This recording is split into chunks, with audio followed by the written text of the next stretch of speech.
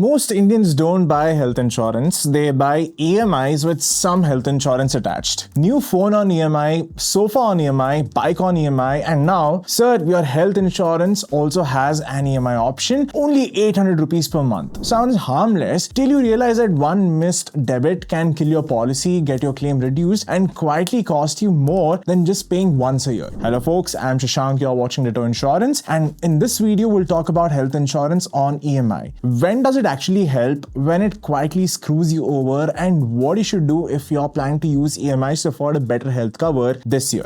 Now, if you don't want to overthink this and just want someone to tell you what makes sense for your age, budget, and parents, you can book a free call with Ditto's advisors using our link in the description. Okay, let's start with the basic question. What exactly is health insurance on EMI? Now, normally you pay one annual premium, say 20,000 rupees, and your policy is active for 1 year. EMI simply means instead of paying 20,000 in one shot, you split it monthly, quarterly, or half yearly. So that same premium becomes, say, around 1,700 a month. On the surface, nothing changes, same cover, same benefits, just a more affordable monthly outgo. But what's happening behind the scenes depends on how you're doing this EMI. Look, in India, there are two ways people end up buying health insurance on EMI. One is where the insurer itself allows you to pay in installments. You set up an auto-debit mandate via UPI, net banking, or your bank account, and the company splits your annual premium into smaller scheduled debits. The second is when you swipe your credit card, the insurer gets the full premium upfront, and then your bank converts that into EMIs that you pay back with interest. On your screen right now, you will see a sample table from Star Health's Superstar plan showing how the same premium looks when paid annually, half-yearly, quarterly, or monthly for a 25-year-old with 15 lakh cover. Just notice how each time you break it into smaller chunks, the effective cost slowly goes up. With insurer-offered EMIs, there's something called frequency loading. That's a fancy way of saying if you want to pay in parts, we'll charge you a bit extra for the admin hassle and the risk that you might default. So if the annual premium is 13,282, half-yearly might become 6,700 plus, quarterly becomes 3,400 plus, and monthly around 1,100 plus.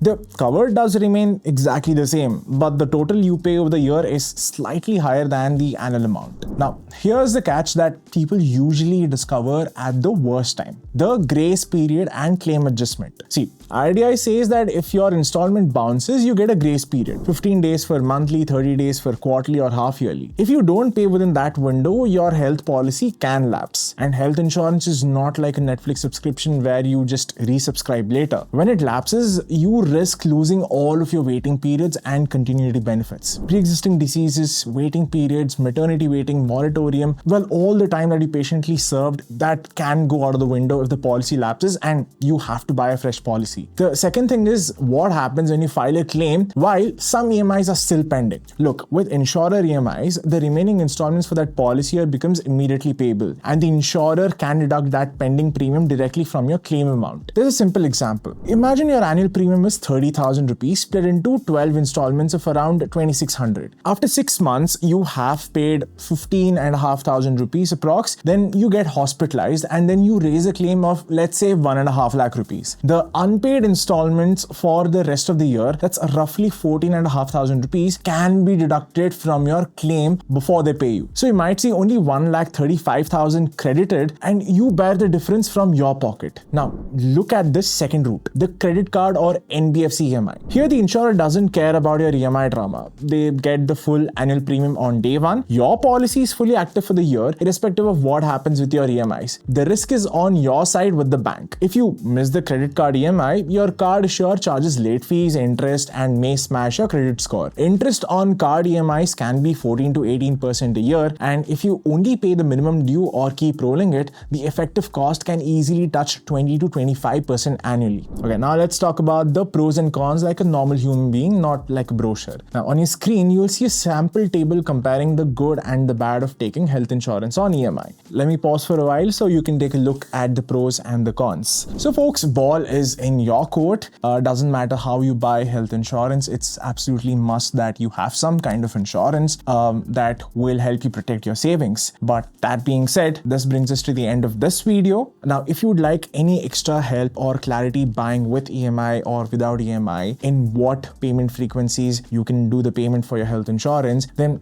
don't leave it to guesswork. Just book a free call with Ditto's advisors. We'll help you right from the application and till claims if they ever arise. Please do subscribe to Ditto's YouTube channel, and I will see you in the next one. Until then, happy insurance hunting.